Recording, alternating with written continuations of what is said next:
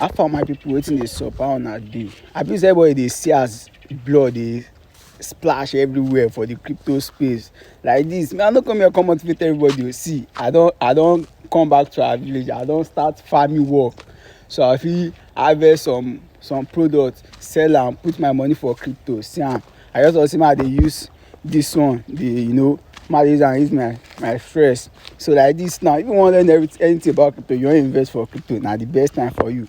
Even na me and my co-host dey here. See am, see, we just dey enter village, shey you get.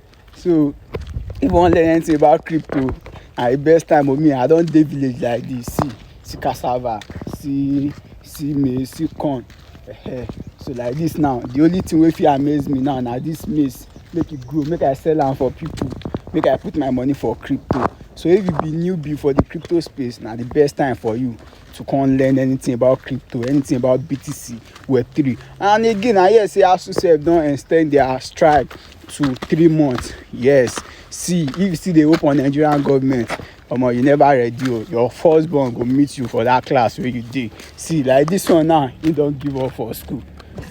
He don give up. He don start to dey act film. ASUU don make am discover him talent, say him be actor, him be script writer, him be con ten t creator. See am, we just dey come back from farm.